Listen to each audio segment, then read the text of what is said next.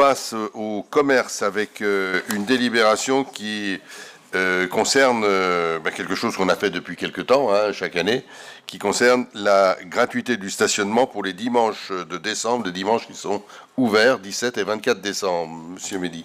Merci, je m'excuse déjà auprès de mes collègues pour ma sortie. J'avais une obligation avec un commerçant. Donc, représentative, effectivement. Donc, en conformité avec la décision du bureau communautaire d'Annemasse, les Voirons agglomération, le conseil municipal a émis par délibération du 16 novembre 2022 un avis favorable à l'ouverture dominicale des commerces les dimanches 3, 10, 17 et 24 décembre 2023. L'ouverture des commerces en cette période d'activité commerciale renforcée permet d'en favoriser la fréquentation et d'accentuer l'attractivité du centre-ville durant les fêtes de fin d'année. La commune proposera des festivités dans différents espaces publics de la ville et les unions de commerçants mettront en place diverses animations. La plupart des commerces d'Annemasse seront ouverts les dimanches de décembre et notamment les 2 dimanches précédant Noël. Afin de leur apporter notre soutien, la ville souhaite mettre en place une opération de gratuité dans les parkings souterrains de la ville, le parking Montessuie, Libération, Chablais Park et les dimanches 17 et 24 décembre 2023. Les parkings de surface ne sont pas concernés puisqu'ils sont déjà gratuits les dimanches.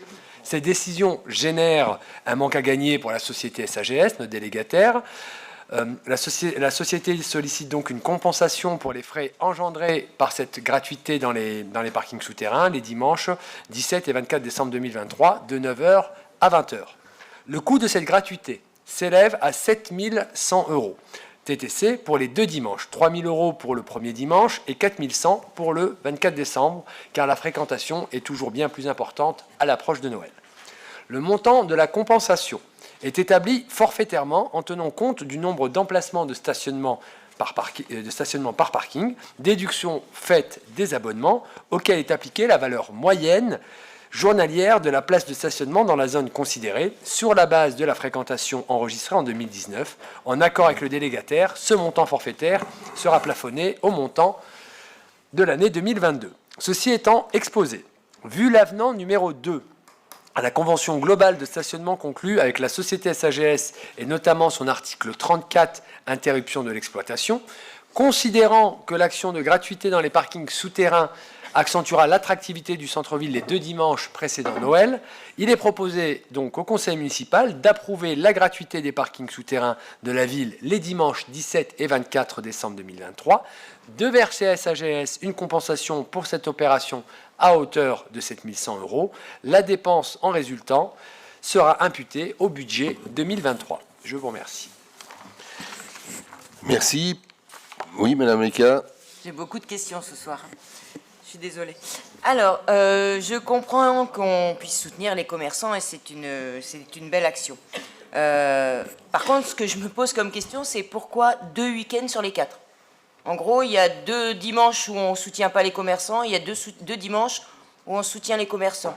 Ça semblerait logique que la gratuité se fasse les 4 dimanches d'ouverture du mois de décembre et pas uniquement 2, tout en sachant qu'actuellement, ils souffrent largement parce qu'il y a eu plusieurs modifications de circulation et qu'ils sont en grande difficulté. Deuxième point que je voulais aborder, c'était par rapport à l'indemnisation versée à SAGS. Si vous avez accès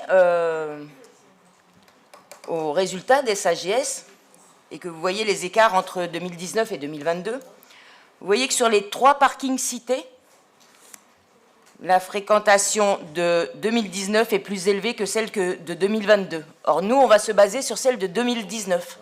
C'est-à-dire qu'on va les indemniser sur une base de 2019 qui est plus élevée, alors qu'en 2022, la fréquentation était bien moindre.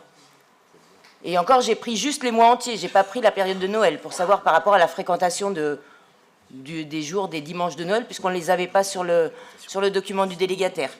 Mais toujours est-il qu'on indemnise sur une année qui était plus forte que l'année 2022, et je trouve ça bien dommage, parce qu'il n'y a pas de raison qu'on se porte sur les 4 ans précédents, plutôt que l'année juste d'avant. Voilà, donc ça c'est mes 2 questions, c'est pourquoi le parking 2 jours sur 4, 2 dimanches sur 4, et pourquoi l'indemnisation des SAGS sur 2019 et pas sur 2022. Sur la première question, je vais laisser M. Midi répondre, mais je crois que c'est y compris à la demande avec l'accord des commerçants. C'est ça, c'est exactement ça, Monsieur le maire. Effectivement, suite à nos différents échanges et à la sollicitation des commerçants, ils ne jugeaient pas utile d'ouvrir, d'avoir en tout cas cette gratuité, puisque je vous rappelle que les parkings en surface sont effectivement déjà gratuits, que la fréquentation des 2 premiers dimanches de décembre n'est pas non plus extraordinaire ou exceptionnelle ou plus importante que les 2 derniers avant Noël. Donc effectivement, comme ça coûte de l'argent, en tout cas à la collectivité, c'est un équilibre qu'on trouve avec les commerçants et le délégataire. Et effectivement, on souhaite accompagner les commerçants et permettre aux gens de venir faire leurs emplettes sur notre ville les 2 derniers dimanches pour une cohérence qui soit un peu plus... un peu meilleure. Voilà. Après, pour la deuxième, est-ce que je vous laisse répondre, Monsieur le maire ou... Sur la deuxième, c'est assez simple. Hein, c'est une délégation de service public. Quand on empêche le délégataire de faire son travail, on est obligé de l'indemniser. On l'indemnise et c'est bien normal que...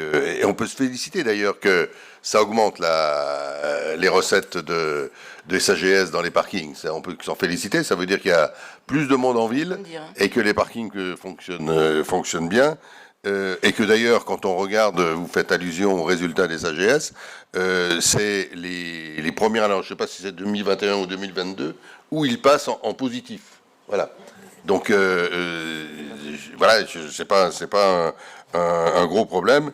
Et il est normal de se référencer sur l'année qui précède. Ça me semble pas choquant.